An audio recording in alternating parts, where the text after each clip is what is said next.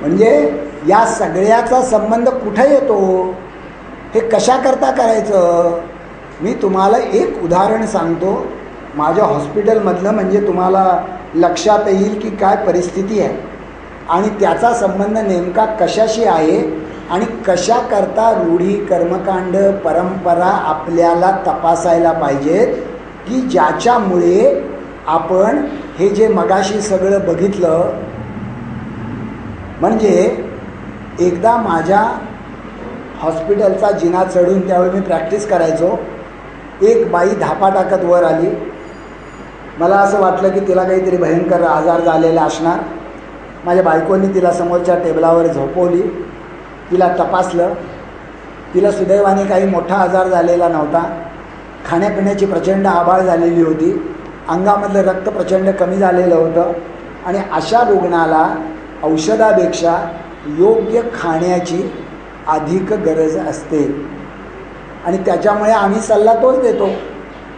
म्हणून मी तिच्या नवऱ्याला असं म्हटलं, हे बघा चांगली गोष्ट आहे, तुमच्या बाईला कुठलाही बायकोला मोठा आजार झालेला नाही, खाण्यापिण्याची प्रचंड आबाळ झालेली आहे, त्याच्यामुळे तुम्ही असं करा, तिला रोज सकाळ संध्याकाळ मोड आलेली कडधान्य द्या, म्हणजे तिला फर्स्ट क्लास प्रोटीन्स मिळतील. सकाळ संध्याकाळ तुम्ही तिला एक एक अंडं द्या, म्हणजेही तिला प्रोटीन्स मिळतील. त्याच्यानंतर तुम्ही तिला एक एक ग्लास दूध द्या. आठवड्यातनं तुम्ही तिला 2दा मांसाहार द्या आणि तुम्हाला परवडत नसेल तरी देखील तुम्ही तिच्यासाठी हे केलं पाहिजे. हे सगळं सांगितल्यानंतर अनुभव काय आहे की डॉक्टरनी सांगितलेलं पेशंट ऐकतात. तिचा नवरा काय उसळून उलटा मलाच काय म्हणाला, तिचा नवरा मला असं म्हणाला, डॉक्टर न परवडायचा प्रश्नच नाही, घरी मोप दूध दुभत आहे, अंडी कोंबडी आहे, पाहिजे तर रोज हिला मी मटण देऊ शकतो, पण हिचा सोमवारचा उपास असणार, मंगळवारचा असणार, गुरुवारचा असणार, शुक्रवारचा असणार. आता म्हणला हिचे श्रावणी 16 सोमवार संपले, मग म्हणला हिचे नवरात्राचे 9 उपास संपले, आता हिचे सूर्यनारायणाचे उपास घेणार, हिचे उपवास संपणार कवा, ही जेवणार कवा आणि हिची तब्येत सुधारणार कवा. आपण कशाला हसलो, आपण मानसिक गुलामगिरीला हसलो, बरोबर आहे ना. म्हणजे या सगळ्याचा महत्त्वाचा भाग काय आहे की आपल्याला स्वतःला, आपल्या मुक्तीची सगळ्यात मोठी ताकद ही आपलं स्वतःचं मन हे नव्या विचारांनी करणं हे आहे. आणि वस्तुस्थितीमध्ये आपल्याला दिसतंय की जे चित्र आपण बघतोय ते चित्र किती भयंकर आहे. आणि ही सगळी चित्र ज्यानी दूरदर्शनला तुम्ही ती मगाशी बघितली ना, ही सगळी यवतमाळमधल्या आमच्या कार्यकर्त्यांनी केलेली आहेत. आमच्या कार्यकर्त्यांनी ती शूट केली आणि नंतर दूरदर्शनला रोज 2.5 मिनटं या पद्धतीनं 17 दिवस ती मालिका चाललेली आहे. हे 21व्या शतकाचं महाराष्ट्रातलं रूढी कर्मकांड परंपरेचं चित्र आहे. त्याच्यामुळे प्रश्न काय आहे की कृपा करून लक्षात घ्या, अंधश्रद्धा निर्मूलन समिती ही कुठल्याही देवाच्या धर्माच्या विरोधात अजिबात नाही. आणि ही जी काही उदाहरणं मी घेतली असतील ती फक्त हिंदू धर्मातली घेतली असाही त्याचा अर्थ नाही. या देशाच्या घटनेने प्रत्येक व्यक्तीला धर्मपालनेचं, उपासनेचं, पारलौकिक कल्याणाचं आणि आध्यात्मिक उन्नतीचं स्वातंत्र्य दिलेलं आहे आणि त्याच्याबद्दल अंधश्रद्धा निर्मूलन समिती ही पूर्णपणे घटनेच्या बाजूनं आहे. पण दुसऱ्या बाजूला त्याची चिकित्सा करण्याचं स्वातंत्र्यही आम्हाला दिलेलं आहे की नाही. आणि ते स्वातंत्र्य मगाशी तुम्ही बघितलेल्या सगळ्या गोष्टी या जवळजवळ गुन्हेगारी स्वरूपाच्या होत्या. आत्ता महाराष्ट्र सरकारसमोर असलेला कायदा जर मंजूर झाला तर थेट अशा ठिकाणी पोलीस शासन हस्तक्षेप करू शकेल. त्याच्यामुळे आपण हा विचार केला पाहिजे की एक गोष्ट बरी आहे की हिंदू धर्माला 3,500 वर्षाची परंपरा आहे. 3,500 वर्षापूर्वी लोकायत आणि चार्वाक झाले, 2,500 वर्षापूर्वी गौतम बुद्ध झाले, 700 वर्षापूर्वी ज्ञानेश्वर झाले आणि 350 वर्षापूर्वी तुकाराम महाराज झाले आणि 150 वर्षाची समाजसुधारकांची परंपरा झाली. हे जर महाराष्ट्रामध्ये झालं असेल तर मग आपण असा विचार केला पाहिजे की आपण आपल्या आजच्या रूढी कर्मकांड परंपरा यांची चिकित्सा कशी केली पाहिजे आणि समाजाला या मानसिक गुलामगिरीतनं कसं बाहेर काढलं पाहिजे.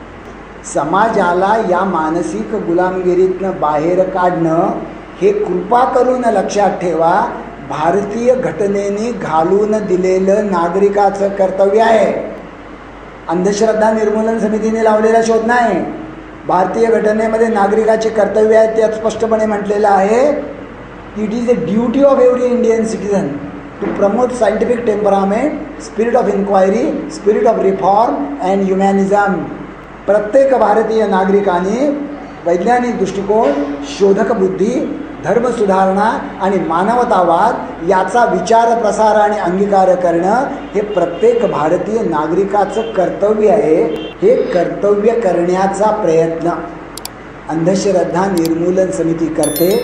तुमच्या धर्मस्वातंत्र्याचा असलेला अधिकार तो पूर्णपणे अबाधित ठेवून आणि त्याचा पूर्णपणे आदर करून याच्यामधून उद्याचा समाज उभा राहील असं आम्हाला वाटतं.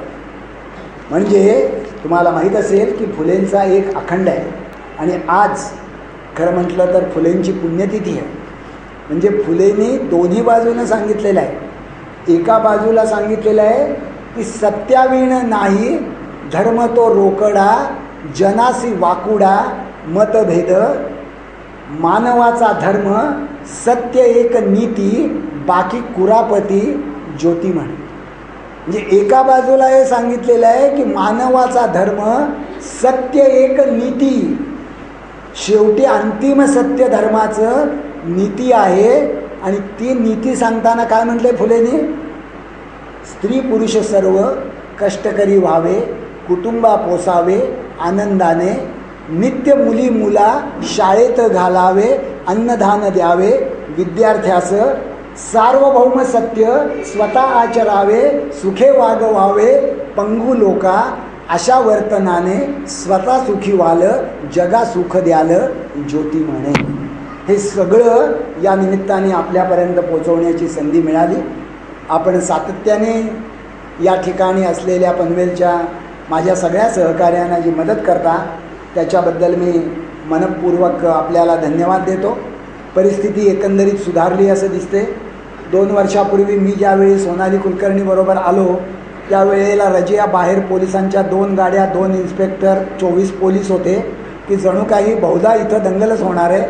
त्याच्यानंतर आलो 1 वर्षभराने, त्यावेळी पोलिसांची संख्या कमी झाली होती. आज तर साक्षात इन्स्पेक्टर आणि DCP हे स्वतः आत येऊन बसलेले आहेत. त्याच्यामुळे मी नेहमी असं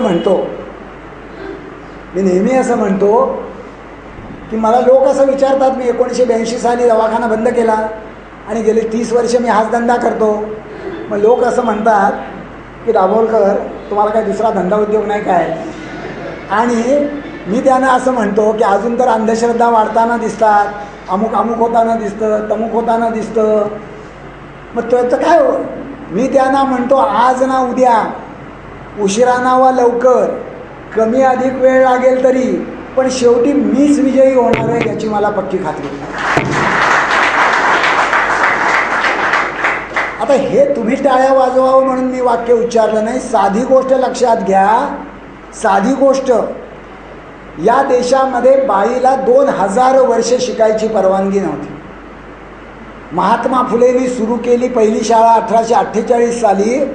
1857 साली मुंबई विद्यापीठ सुरू झालं आणि मुंबई विद्यापीठातली पहिली महिला ग्रॅज्युएट किती साली झाली माहिती आहे? किती साली होतात ग्रॅज्युएट? 3 किंवा 4 वर्षांना. मुंबई विद्यापीठातली पहिली महिला ग्रॅज्युएट झाली 1887 साली, 30 वर्षांनी. 30 वर्ष परीक्षेला बसून नापास होत होती काय? परवानगी नव्हती शिकायची. राणीच्या जाहीरनाम्यात आश्वासन होतं की धर्मात ढवळाढवळ करणार नाही आणि धर्म सांगत होता की बाईंनी शिकायचं नाही. 1882 साली एक पारशीबाई कोर्टात गेली, हायकोर्टात. 1883 साली तिने आपल्या बाजूनं निकाल मिळवला. 1887 साली महाराष्ट्रातली पहिला महिला ग्रॅज्युएट झाली.